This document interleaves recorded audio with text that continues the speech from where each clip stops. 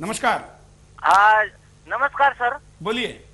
हाँ, ये दिग्विजय सिंह जो हर रोज जो बयानबाजी कर रहे हैं, इनके बयानबाजी से ऐसा लगता है कि वो पाकिस्तान की वकालत कर रहा है, हिंदुस्तान का नमक खा रहा है।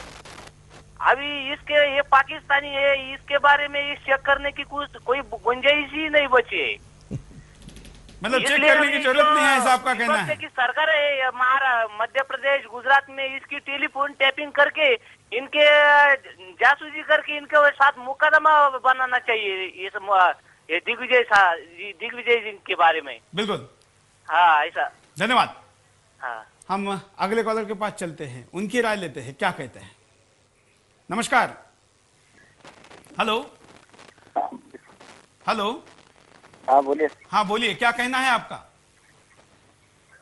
सर मैं ये बताना चाह रहा था, जब दिग्विजय सिंह पाकिस्तान के गुण गाता है तो उसको पाकिस्तानी भेज। हेलो।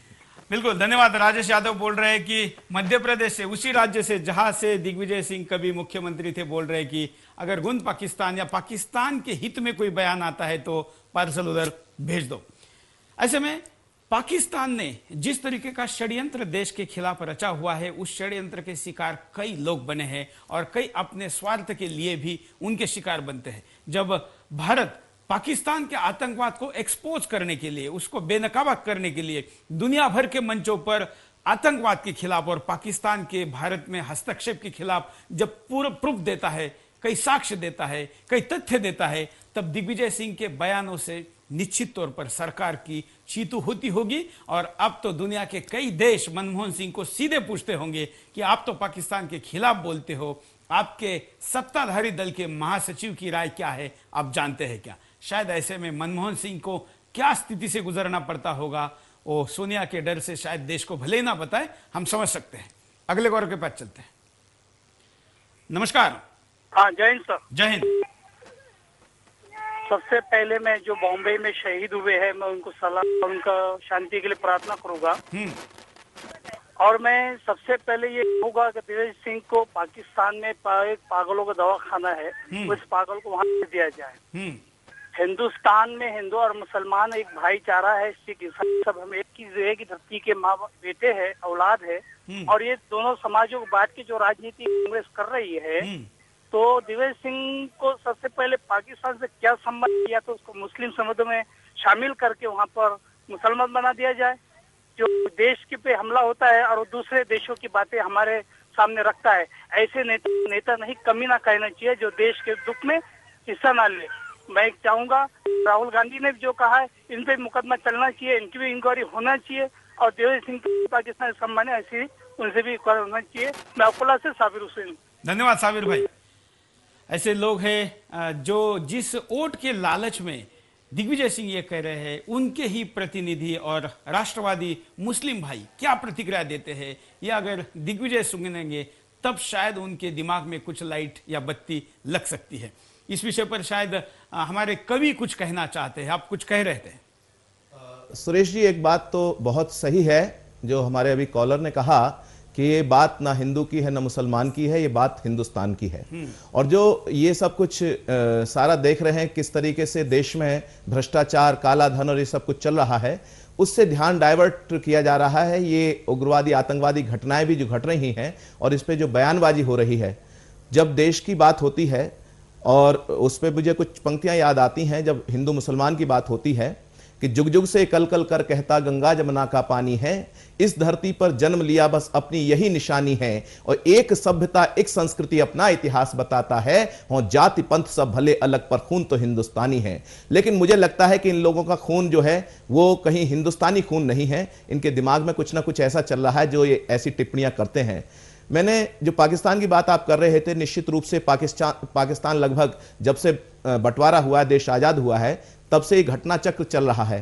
शांति मतलब हर नेता, इस देश के सत्तासीन जो भी नेता हुआ है, उसने नए सिरे से पाकिस्तान को आजमाने की कोशिश की। जबकि कहावत है कि टेढ़ी की टेढ़ी हमेशा रहती है, लेकिन फिर भी पाकिस्तान की पूछ से हर प्रधानमंत्री क्यों प्रयास करता है छेड़ने का।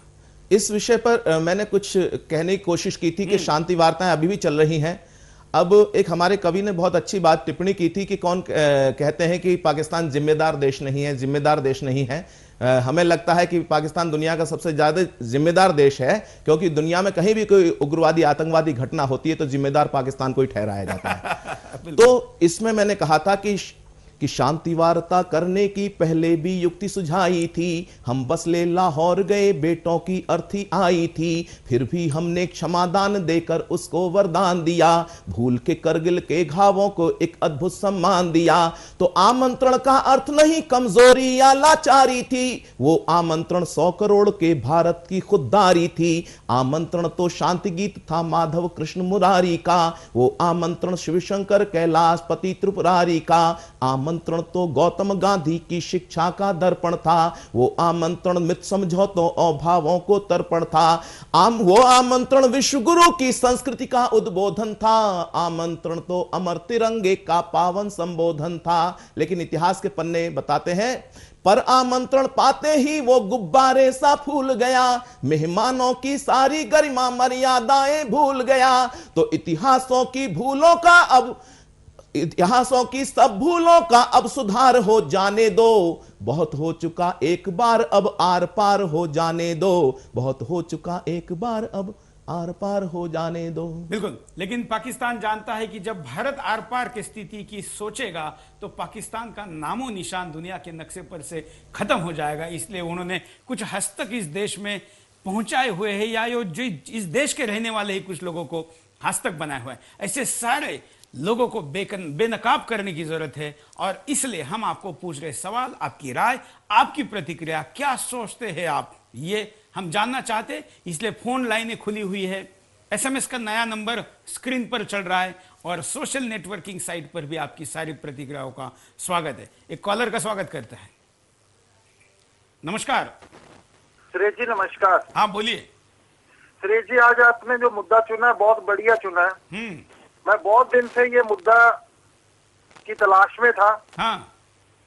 क्योंकि मेरे दादाजी एक मेरे को घटना के बारे में सुनाया करते थे बचपन में, कि वो आज से 100 साल पुरानी घटना है। पाकिस्तान में हमारा परिवार जो था पाकिस्तान से था, तो उनके गांव के अंदर की एक घटना थी जी।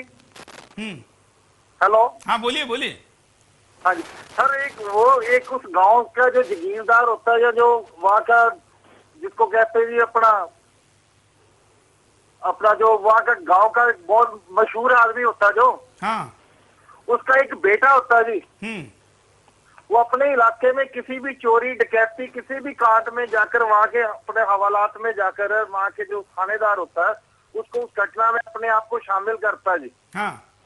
तो इसके ऊपर उसका बाप एक दिन उस पर बहुत गुस्सा हुआ कि यार तू क्यों बार बार हर मेरे को जो बेइज्जती करवा रहा है। वो कहता है नहीं पिताजी, मैं तो आपका नाम रोशन कर रहा हूँ। और ये दिग्विजय सिंह जी जो है, मेरा ख्याल है ये वही है, हो सकता है कि उनका पुनर्जन्म हो। ये पाकिस्तान का नाम रोशन कर, अपना कांग्रेस का नाम रोशन कर रहे हैं। और इनको मीडिया में छाए रहने का बहुत शौक है। मैं तो आपसे ये रिक्वेस्ट करूंगा कि आप इनको अपने चैनल में कोई जगह एंकर के लिए कोई इनको जगह दे दीजिए आप। नहीं, अभी हमारा पाकिस्तानी चैनल खोलने का विचार नहीं है फिलहाल। धन्यवाद कॉल करने के लिए। चैनल में हम अगले कॉलर के बाद चलते हैं। हेलो, नमस्कार। मैं राजकुमार सारस्वत निवेदन कर रहा हूँ सर। बोलिए राजकुमार जी। जी, दिग्विजय सिंह जी ने जो बयान देते हैं हमेशा, उनको देखते हुए सर ऐसा लगता है ये एक संदिग्ध पर्सनैलिटी है और इनके खिलाफ जांच करनी अति आवश्यक है। बिल्कुल। और उसके बाद मैं आपको बताना चाहूंगा कि कुछ शख्सियत जो होती है वो अपनी शख्सियत साबित करने के लिए और तरह तरह के हथकंडे अपनाती है। बिल्कुल। दिग्विजय सिंह जी एक चले हुए कारतूस हैं। अब ये वापस उसमें दोबारा बहादुर डाल के और उसको चलाने का प्रयास कर रहे हैं। अब इनको क्या है कि भोपाल से तो ये दरबदर हो गए हैं और दिल्ली में आके बैठ गए हैं।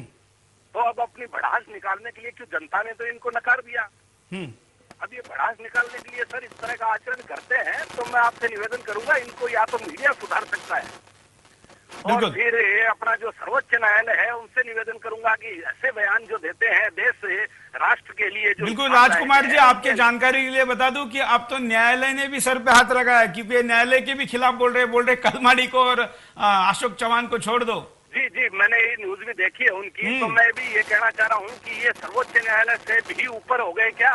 बिल्कुल। तो माननीय सर्वोच्च न्यायालय को इस पे ध्यान देना चाहिए और उनको प्रसंग ज्ञान लेना चाहिए ऐसे व्यक्तियों के, ताकि सुधार हो। इन पे राष्ट्रद्रोह का मुकदमा दर्ज होना चाहिए सर। बिल्कुल, ये शायद गुरु को मिलकर जेल में ज्यादा खुश होंगे। धन्यवाद। हाँ सर। हम अगले कॉलर के पास चलते हैं, उनकी प्रतिक्रिया भी लेते हैं। बहुत कॉलर आज बात करना चाहते हैं, हम ये जानते हैं, लेकिन हम कहेंगे कि कम शब्दों में अपनी बात को रखें। नमस्कार, बोलिए। जी हाँ सुरेश जी चौहान की नमस्ते। नमस्ते। शिरडी कोपर गांव से बात कर रहा हूँ, महेश जोशी। बोलिए महेश जी, क्या कहना है आपका? बस कुछ नहीं सर, वो तुम्हारा प्रोग्राम देख रहे हैं, दिग्विजय सिंह के पाकिस्तानी संबंधों की होनी चाहिए, जरूर होनी चाहिए। बिल्कुल, क्यों होनी चाहिए ऐसा आप मानते हैं? कोई भी वक्तव्य कर रहा है वो। बिल्कुल, धन्यवाद। महेश जोशी पत्रकार है, कोपरगांव से बात कर रहे हैं कि जांच होनी चाहिए। देश के कोने कोने से आने वाले सारे फोन आप देख रहे हैं कि जम्मू कश्मीर से भी लोग बात कर रहे हैं, और नीचे दक्षिण भारत से आने वाले कॉल भी यही बात को दोहरा रहे हैं। और एक कॉलर क्या दोहराते हैं, देखते हैं, उनकी प्रतिक्रिया लेते हैं। हम आपको एमएमएस दिखाते हैं। जब भी कभी भारत पर हमला होता है, दिग्विजय सिंह हमेशा पाकिस्तान का बचाव करते हुए जांचों को पूरी नहीं करने दे, हिंदू संगठनों पर हमेशा आरोप बढ़ते रहते हैं। जब वो खुद ऐसी बातें करते हैं कि क्या पाकिस्तान में रहते हैं दिग्विजय सिंह? ऐसा लगता है कि दिग्विजय और पाकिस्तान के भी कोई संबंध है, इनकी भी जांच होनी चाहिए कि ये क्या पाकिस्तान को सपोर्ट तो नहीं करते अंदर खाने। आप भी ऐसे एमएमएस भेज सकते हैं और अपनी बात को वीडियो में लोगों के सामने कह सकते हैं। अपनी बात को क्या कहना चाहते हैं कॉलर, उनकी बात सुनते हैं। नमस्कार। हेलो। हाँ बोलिए। हाँ हाँ बोलिए, आप लाइव में जुड़े हैं। हाँ ठीक है। हाँ। हेलो। हाँ उड़ीसा से बोलते हैं। हाँ बोलिए। ये जो दिग्विजय सिंह, हाँ दिग्विजय सिंह बोलते हैं। हाँ। ये जो स्टेटमेंट जो कुछ भी देते हैं, तो पहले बोले ये प्रधानमंत्री जो हैं, प्रधानमंत्री का पद क्या होता है? हाँ। ये सब जिम्मेदारी लेना चाहिए। हेलो, बोलते रहिए, आप बोलते रहिए, घनश्याम जी बोलते रहिए। धन्यवाद। हम कॉलर को कहेंगे कि आप अपनी बात को एक साथ बोलिए और टीवी से इस प्रतिक्रिया की उम्मीद कम करिए। हम फोन पर आपसे बात करेंगे।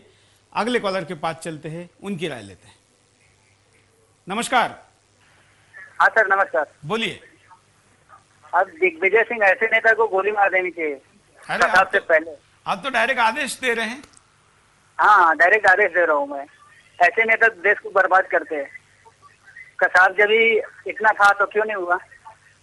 लेकिन हमारे देश की तो व्यवस्था है कि हम कसाब को अब तक फांसी नहीं दे पाए। दिग्विजय का क्या करेंगे इस व्यवस्था से? ऐसे नेता को गोली मार देनी चाहिए ना।